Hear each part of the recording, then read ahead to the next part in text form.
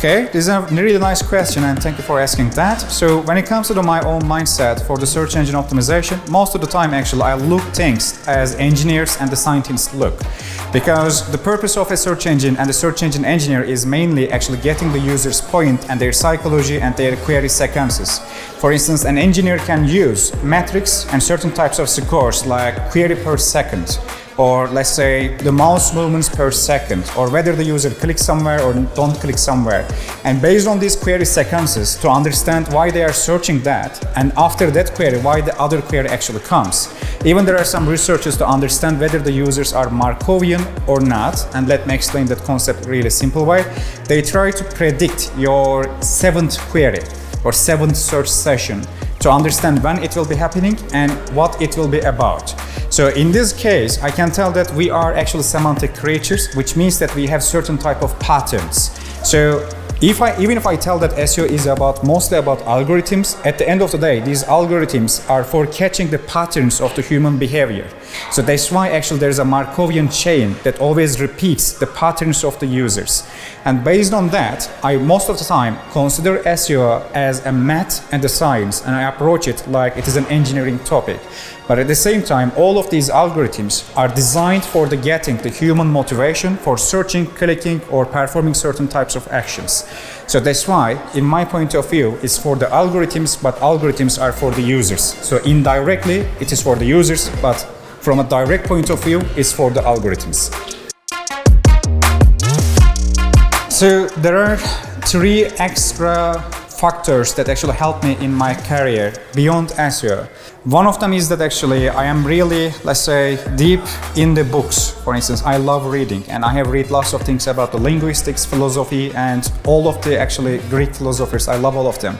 And since I had this habit of reading all these books, it was easier for me when it comes to SEO reading as well, because I can continue to read boring patterns and research papers from 20 years ago. And just yesterday, actually, someone from this conference gifted me a book from 1950s because he knows that I will be reading it, and it's the first introduction to the information retrieval and information sciences.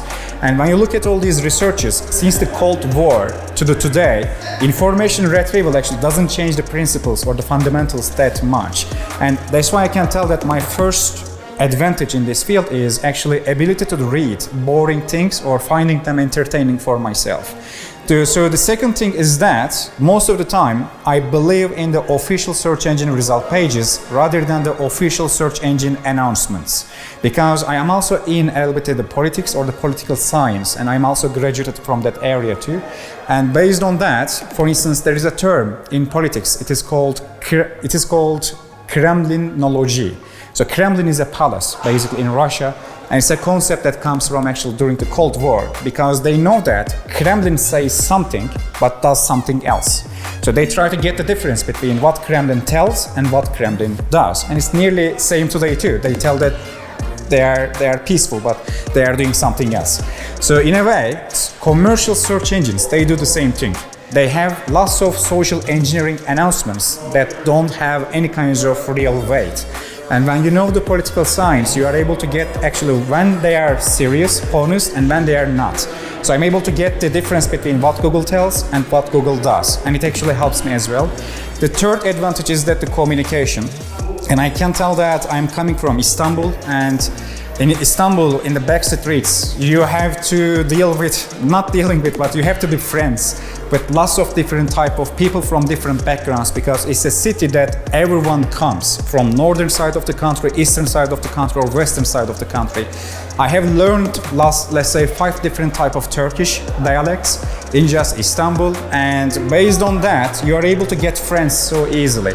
And if you know what's the real motivation of a human being, you will be able to motivate the teammates of your clients, and you will be able to motivate your investors. Or for instance, when I was a regular teammate in a company, I was going to the CEO and I was telling that, look, there is a meeting like 6 months later, and this is the number that you have to hit, but it won't be happening if you continue like that. So I am actually a regular person in the company, but I was able to convince the CEO directly to get more, let's say, responsibility inside the company. And most of these things are happening thanks to communication skills, and I can tell that these are the 3 main advantages.